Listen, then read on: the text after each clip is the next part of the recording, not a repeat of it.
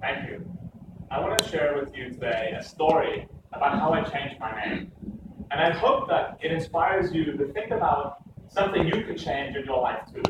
Because if I can change something as set in stone as a name, which we normally believe to be something that we're born with and that we die with, then I think you can change anything you want. So I have to take you all the way back to when I was born in 1988 with the name Levent in Germany. The name happens to be Turkish because my dad is Turkish. I never really thought that much about it. But I grew up in New Zealand with people from all over the world and friends from every part of the world. And it really wasn't strange to have a foreign name. But in 2008, I went to China on a volunteering internship. And there, I got a Chinese name, like many foreigners do. My Chinese name is Li Wen Long. Long in Chinese means dragon. I thought it's great, a dragon in my name.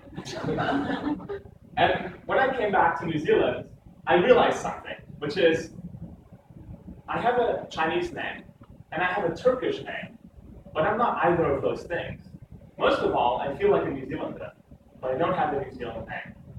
So I decided that's what I need. I need a New Zealand name. So I asked the crowd, I put it on Facebook, and I asked all my friends, what would be a great New Zealand name for me? And so the crowd weighed in, and after a few days, I had myself a fresh new New Zealand name, which is Joshua Aroha Smith.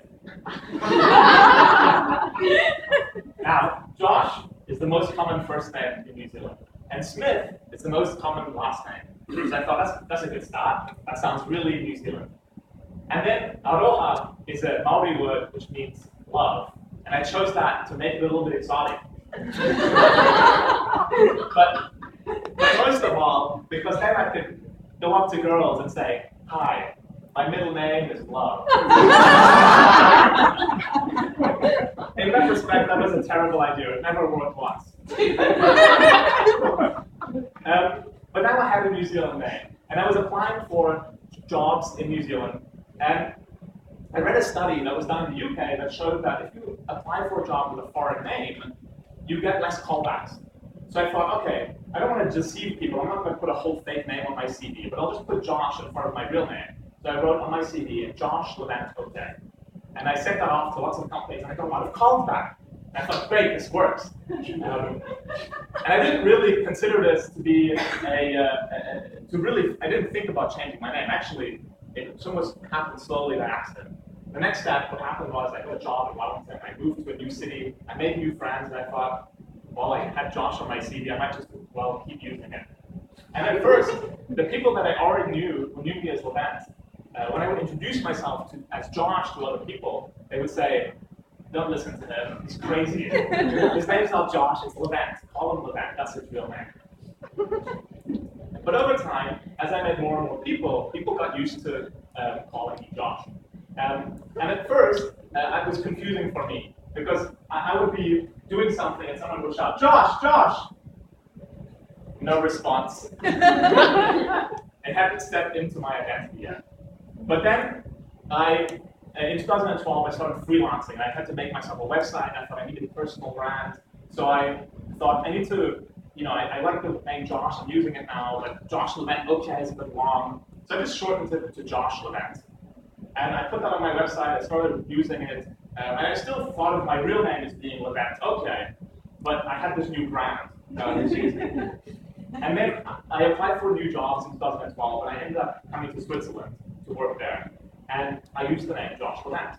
And again, it ran into a little bit of confusion. When it came time to sign my employment agreement, I had to say, "Oh, sorry, you're going to have to change that to my legal name." What?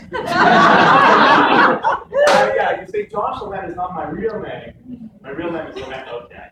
And I told them the whole story, and they were okay with it. But I realized I have to legally change my name.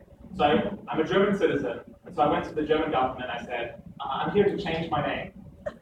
And they said, "You were born in Germany." Okay, it's very simple. You can't change your name. No, I can't. I've heard about people, politicians in the US, they change their name to none of the above. So I'm here to change my name to Josh Levent. What's so hard about that? And they said, well, in Germany, it's not like that. You have to have a really ridiculous name to be able to change it. So unless your name is Poppy Pop or something like that, no can do. So I was a little bit despondent, but I thought, no, I've got to change my name. There must be a way. And they said, well, you can get an artist's name in your passport. And I thought, what's that for? Well, if you're a performer, if you are on stage, you might have an artist's name. That can go on your passport. And I said, well, can I use that in contracts and things like that? They said, oh yeah, fine. And I thought, well, what's the difference between that and a legal name? They said, well, there's not really any. It's just which comes first on your passport. And I thought, okay, it's great. I'm going to do that. So I'm in the process right now of changing my name legally or putting it legally in my passport. And then it'll be in here, well-worn passport. And it'll say Josh Levent here. And then it'll no longer be illegal for you to call me Josh. But if there's one thing that I want you to take from the speech is, I can change my name. You can change anything you want.